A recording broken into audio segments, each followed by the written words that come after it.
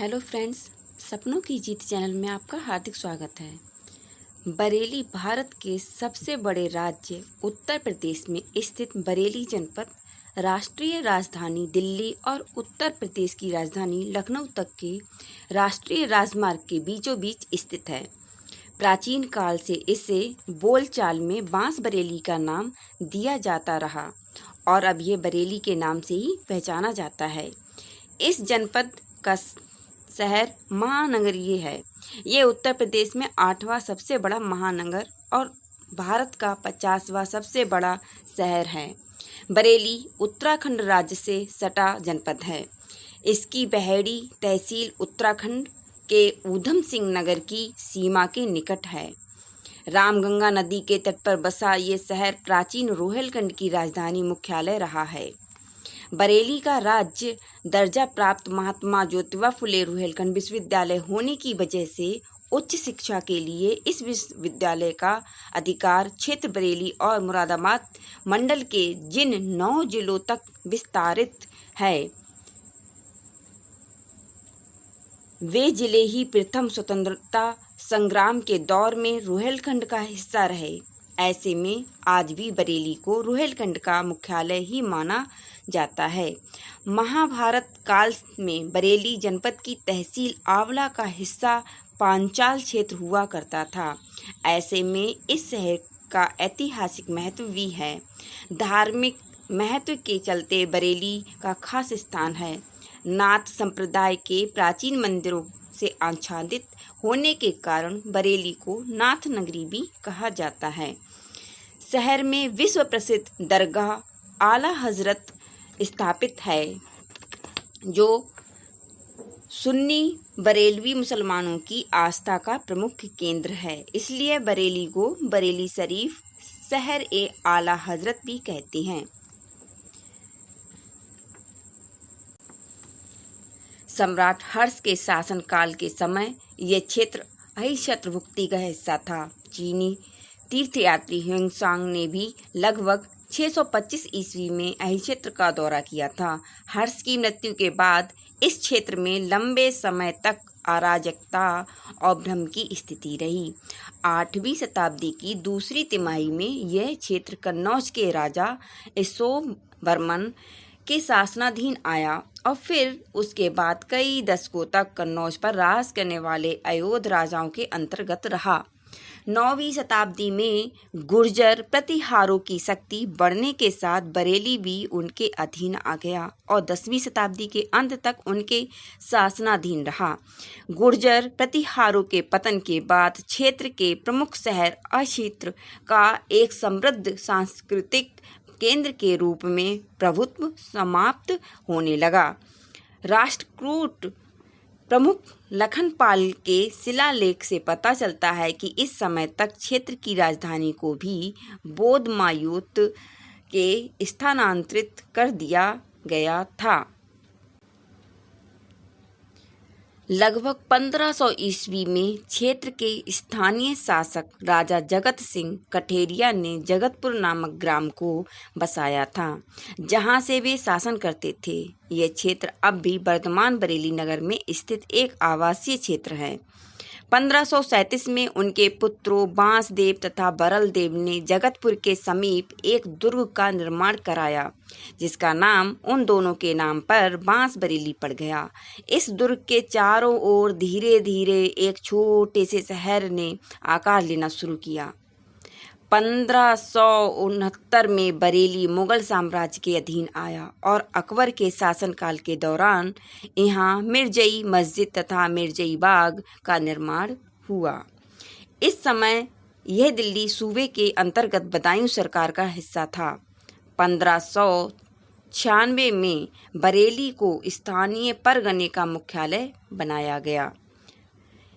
इसके बाद विद्रोही कठेरिया राजपूतों को नियंत्रित करने के लिए मुगलों ने बरेली क्षेत्र में वफादार अफगानों की बस्तियों को बसाना शुरू किया। शाहजहां के शासनकाल के दौरान बरेली के तत्कालीन प्रशासक राजा मकरंद राय खत्री ने 1657 में पुराने दुर्ग के परिचय पश्चिम में लगभग 2 किलोमीटर की दूरी पर एक नए शहर की स्थापना की। इस शहर में उन्होंने एक नए किले का निर्माण कराया और साथ ही शाहदाना के मकबरे और शहर के उत्तर में जामा मस्जिद का भी निर्माण करवाया। मकरंदपुर, आलमगीरगंज, मलूकपुर, कुंवरपुर तथा बिहारीपुर क्षेत्रों की स्थापना का श्रेय भी उन्हें या उनके भाइयों को दिया जाता है। 1658 में बरेली को बदायूं प्रांत की राजधानी बनाया गया। औरंगजेब के शासनकाल के दौरान और उसकी मृत्यु के बाद भी क्षेत्र में अफगान बस्तियों का प्रोत्साहित किया जाता रहा। इन अफगानों को रूहेला अफगानों के नाम से भी जाना जाता था और इस कारण क्षेत्र को रुहेलखंड नाम मिला। अली मोहम्मद के पश्चात उनके पुत्रों के संरक्षक हाफिज रहमत खान रुहेलखंड के अगले शासक हुए। इसी समय में फर्रुखाबाद के नवाब ने रुहेलखंड पर आक्रमण कर दिया, परंतु हाफिज रहमत खान ने उनकी सेना को पराजित कर नवाब को मार दिया।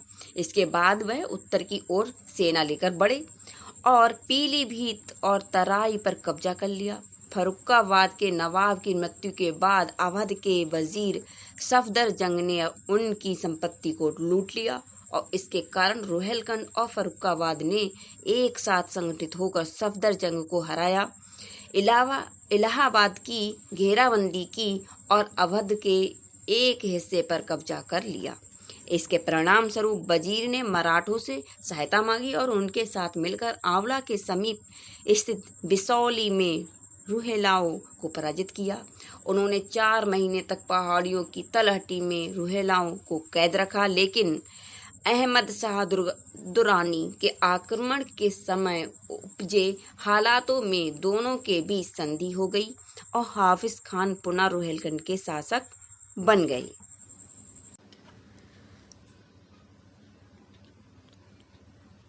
शुजा-उद-दौला ने मराठों को 40 लाख रुपए का भुगतान किया और रुहेलखंड से वापस चले गए। इसके बाद अवध के नवाब ने हाफिज खान से इस मदद के लिए भुगतान करने की मांग की। जब हाफिज उनकी यह मांग पूरी नहीं कर पाए तो उन्होंने ब्रिटिश गवर्नर वारेन हेस्टिंग्स और उनके commander in chief Alexander champion की सहायता से रुहेलखंड पर आक्रमण कर दिया। 1774 में दौला और कंपनी की संयुक्त सेना ने हाफिज को हरा दिया, जो मीरापुर कटरा में युद्ध में मारे गए। हालांकि अली मोहम्मद के पुत्र फैजुद्दौला खान युद्ध में बचकर भाग गए। कई वार्ताओं के बाद उन्होंने 1774 में ही शुजा-उद-दौला के साथ एक संधि कर ली, जिसके तहत उन्होंने सालाना 15 लाख रुपए और 9 परगनों को अपने शासनाधीन रखा और शेष रुहेलखंड वजीर को दे दिया। इसकी डिटेल में न जाते हुए मैं आपको शॉर्टकट में बताती हूँ। 1801 में बरेली समेत पूरा रुहेलखंड क्षेत्र ईस्ट इंडिया कंपनी के आधिपत्य में आया था। इसी बीच 1813-14 में शाहजहांपुर जिले का, जबकि 1824 में बदायूं जिले का गठन किया गया था। 1857 में बहुत बड़ा विद्रोह भी हुआ था, उसकी डिटेल हम नहीं बताते हैं, फिर कभी दूसरी वीडियो बनाएंगे उसमें बताएंगे। 1858 में बरेली पुनः ब्रिटिश शासन के अंतर्गत आ गया, तो छावनी क्षेत्र में नियमित ब्रिटिश सैन्य टुकड़ियों की तैनाती की गई। छावनी तब मुख्य रूप से 3 भागों में बटी हुई थी। पूर्वी भाग में भारतीय लाइनें स्थित थी, मध्य भाग में ब्रिटिश इन्फैंट्री लाइनें और भारतीय बटालियन थी, जबकि आर्टिलरी लाइनों को पश्चिमी भाग में तैनात किया गया था। छावनी तथा नगर के बीच काफी खाली क्षेत्र था, जिस पर रेस कोर्स या पोलो ग्राउंड में अतिक्रमण किए बिना 2 या अधिक बटालियनें रह सकती थीं। अगले कुछ सालों में इस क्षेत्र पर सिविल लाइन्स क्षेत्र बसाया गया, जिसमें तब केवल ब्रिटिश अफसर रहा करते थे। बरेली की जनगणना 2011 के अनुसार बरेली की कुल जनसंख्या 90,03,668 थी। अब बात करें बरेली में रेल मार्ग की, तो बरेली में 6 रेलवे स्टेशन हैं। Bareilly junction, Bareilly city, Izzatnagar, Chanehti, Ramganga, CBGanj. इनमें से 3 स्टेशन बरेली जंक्शन, रामगंगा तथा सीबीगंज उत्तर रेलवे के मुरादाबाद मंडल के अंतर्गत, जबकि शेष 3 उत्तर पूर्व रेलवे के इज्जतनगर मंडल के अंतर्गत आते हैं, जिसका मुख्यालय इज्जतनगर में ही स्थित है। बरेली जंक्शन नगर का सबसे बड़ा रेलवे स्टेशन है। अब बात करें बरेली में वायु मार्ग की। बरेली में एक विमान क्षेत्र स्थित है। नैनीताल रोड पर इज्जतनगर में स्थित त्रिशूल वायुसेना बेस नामक ये विमान क्षेत्र वास्तव में भारतीय वायुसेना द्वारा नियंत्रित एक सैन्य हवाई अड्डा है। इस विमान क्षेत्र को एक civil enclave Pilibhit bypass road पर मयूरवन चेतना केंद्र के पास बनाया गया है, जहां से केंद्र सरकार की उड़ान योजना के तहत लखनऊ और दिल्ली के लिए उड़ानों का संचालन जाएगा। एएआई और डीजीसीए के निर्देशानुसार हवाई अड्डे पर एटीआर के साथ 72 सीटर विमान संचालित होंगे। बरेली विमान क्षेत्र का उद्घाटन उत्तर प्रदेश राज्य के नागरिक उड्डयन मंत्री नंद गोपाल नंदी और केंद्रीय मंत्री संतोष गंगवार द्वारा 10 मार्च 2019 को किया गया था। अब बात करते हैं बरेली में आंतरिक परिवहन की। बरेली नगर में सिटी बस सेवा शुरुआत उत्तर प्रदेश राज्य सड़क परिवहन निगम द्वारा कुतुब खाना रेलवे जंक्शन मार्ग पर की गई थी। वर्ष 1960 में कुल 4 बसें नगरीय मार्गों पर चलती थीं और 1964 में 6 नई बसें लाई गईं, जिसमें इनकी कुल संख्या बढ़कर 10 हो गई थी। अब बात करते हैं बरेली में चिकित्सा की। बरेली में 343 निजी अस्पताल हैं, जबकि 15 सामुदायिक स्वास्थ्य केंद्र और 18 अर्बन हेल्थ पोस्ट हैं। इनके अतिरिक्त नगर में एक जिला अस्पताल, एक जिला महिला अस्पताल, एक मानसिक चिकित्सालय भी है। अब बात करते हैं पर्व और त्योहार की कि बरेली में कौन से विशेष पर्व और त्योहार मनाए जाते हैं। बरेली में लगने वाले प्रमुख मेलों में रामगंगा का चौबारी मेला, बरेली क्लब में लगने वाला उत्तरायणी मेला, नरियावल का मेला और कैंट का दशहरा मेला इत्यादि प्रमुख हैं। चौबारी मेला प्रतिवर्ष चौबारी ग्राम के समीप रामगंगा तट पर लगता है। ये मेला कार्तिक पूर्णिमा के दिन गंगा स्नान के अवसर पर लगता है। इस मेले का सबसे बड़ा आकर्षण नखाड़ घोड़ों का बाजार होता है, जिसमें दूर दराज के क्षेत्रों से लोग अपने घोड़ों का सौदा करने और खरीदने आते हैं। 3 दिवसीय उत्तरायणी मेला को प्रतिवर्ष बरेली क्लब मैदान में उत्तरायणी जन कल्याण समिति द्वारा आयोजित किया जाता है। मेला 13 से 15 जनवरी तक मकर संक्रांति के अवसर पर लगता है। मेले का मुख्य आकर्षक यहाँ कुमाऊनी तथा गढ़वाली भाषा में होने वाले सांस्कृतिक आयोजन हैं, जिसमें पहाड़ी क्षेत्र के कई प्रमुख कलाकार प्रदर्शन देते हैं। चौबारी मेले के बाद नगर का दूसरा सबसे बड़ा मेला नरियावल स्थित माता शीतला के मंदिर परिसर में गुप्त नवरात्र के अवसर पर लगता है। ये मेला लगभग 15 दिनों तक चलता है, जिसमें आसपास के गांवों के ग्रामीणों के अतिरिक्त दूर दराज के जनपदों से भी श्रद्धालु मां के दर्शन और पूजन को आते हैं। मान्यता है कि अज्ञातवास के दौरान पांडव कुंती के साथ एक रात्रि यहाँ पर पहुँचे थे। उस समय गाँव का नाम नरवलगढ़ था और नरवली नाम एक दैत्य यहाँ निवास करता था, जो प्रतिदिन गांव से एक मानव को बलि लेता था। यह बात जब पांडवों को पता चली तो भीम ने इसका विरोध कर दैत्य को युद्ध के लिए ललकारा, जिसने भीम को चुनौती को स्वीकार कर लिया। युद्ध से पहले भीम ने अपने भाइयों के साथ यहाँ माता शीतला की पूजा अर्चना कर आशीर्वाद लिया और फिर युद्ध में नरवल को मार दिया। यहाँ बरेली में ही परसाखेड़ा औद्योगिक क्षेत्र में बहुत सारी फैक्ट्रियाँ भी हैं। ये शहर कृषि उत्पादों का व्यापारिक केंद्र है और यहाँ कई उद्योग चीनी प्रसंस्करण, कपास ओटने तथा गांठ बनाने आदि भी हैं। लकड़ी का फर्नीचर बनाने के लिए ये नगर काफ़ी प्रसिद्ध है। इसके लिए दिया सलाई, लकड़ी से तारपीन का तेल निकालने के कारखाने हैं। यहाँ पर सूती कपड़े की मिल तथा गंधा बिरोजा तैयार करने के कारखाने भी हैं। और पोशाक, बहुत सारी मतलब रेडीमेड कपड़े बनाना, कांच का निर्माण, कांच की चूड़ियों का निर्माण, लाख की चूड़ियों का निर्माण, चने भूनना, तारे बनाना, चारपाइयाँ बुनना, सोने आदि चांदी के धागों का निर्माण, किराने की दुकानें चलाना, आभूषण बनाना आदि और कबाब बेचना आदि ऐसे बहुत सारे व्यापार हैं। 1990 के दशक का अंत होते होते नगर में कई उद्योग बंद भी हो गए।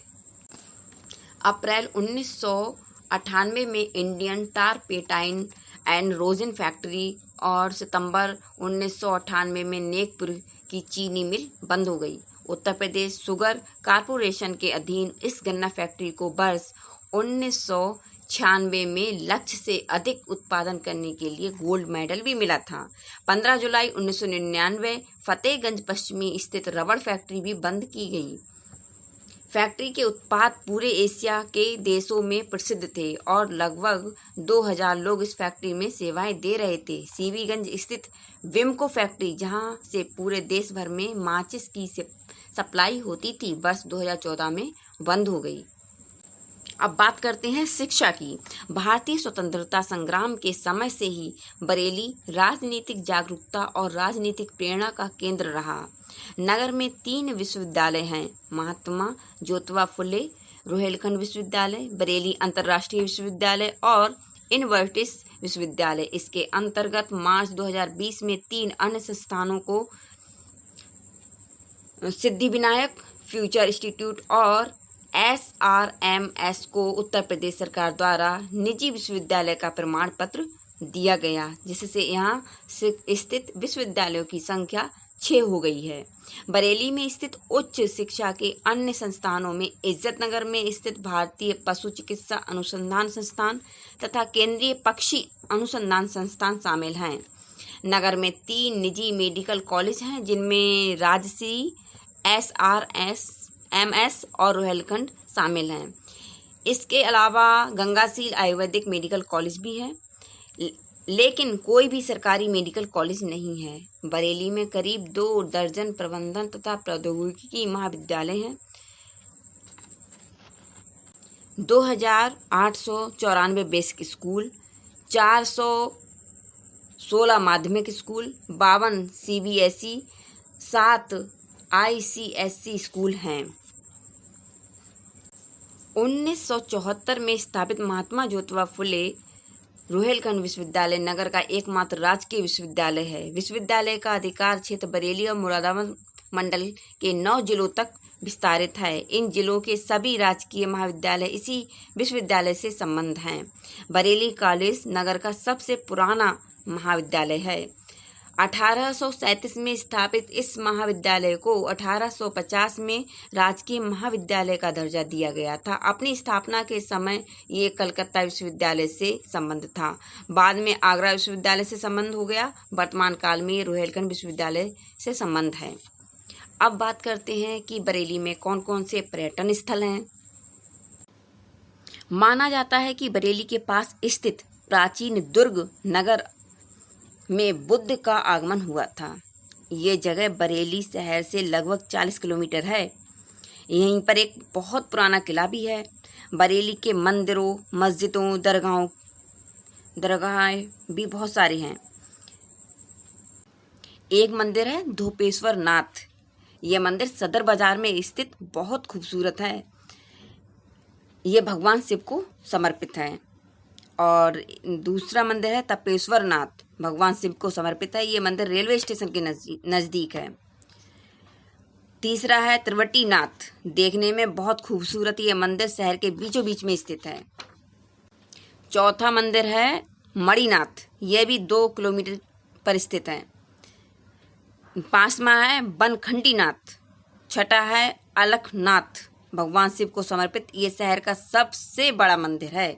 इस मंदिर में कई बगीचे एवं मुख्य द्वार पर भगवान हनुमान का विशाल प्रतिमा लगी हुई है। 7वां है पशुपतिनाथ। यह है मंदिर छोटा सा परंतु देखने में बहुत खूबसूरत है। इस मंदिर की खासियत यह है कि 20 तालाब में बना हुआ है। फिर आता है दरगाह आला हजरत। दरगाह ये आला हजरत अहमद रजा खान की दरगाह है जो 19वीं शताब्दी के हनीफी इस्लामी विद्वान दरगाह का गुम्बद हजरत अल्लाह शाह महमूद जान कादरी द्वारा मैचस्टिक्स। अब बात करें बरेली की फिल्मी हस्तियों के बारे में तो सबसे पहले नाम प्रियंका चोपड़ा का आता है, जो जानी मानी हस्तियाँ हैं। इन्हें सन 2000 में मिस वर्ल्ड का ताज भी जीता था इन्होंने। फिर बात आती है मूवी की, झुमका गिरा की बाजार में। यह शब्द सुनते ही कोई भी इन्हें गुनगुनाने लगेगा, हो भी क्यों ना। 1966 में आई फिल्म मेरा साया का ये गाना आज भी उतना ही ताज़ा है जितना इसे लिखते वक्त था। ये गीत मेरा साया में अभिनेत्री साधना पर फिल्माया गया था। दशकों बीत गए लेकिन इस गाने की मस्ती अब भी कायम है। इस गाने के बाद एक तो झुमका और दूसरा बरेली, ये दो ऐसे नाम थे जो हर किसी की जुबां पर थे। गाने के बाद से बरेली के बाजार को नई पहचान मिली और ये दुनिया में मशहूर भी हो गया। ये इतने मशहूर होने के बाद इसी बरेली शहर को अब एक झुमका भी मिल गया है। जी हाँ, बरेली में एक चौराहे का नाम झुमका तिराहा रखा गया है और यहाँ एक विशालकाय झुमका लगाया गया है। यूपी के बरेली में राष्ट्रीय राजमार्ग 24 पर पारसा खेड़ा चौराहे पर 20 फीट ऊंचा झुमका लगाया गया है। पारसा खेड़ा चौराहे पर इतना बड़ा झुमका इसी गीत से प्रेरित होकर लगाया गया है। फ्रेंड्स, अगर आपको ये वीडियो अच्छा लगा हो तो लाइक, शेयर और चैनल को सब्सक्राइब किए बिना नहीं जाना। धन्यवाद।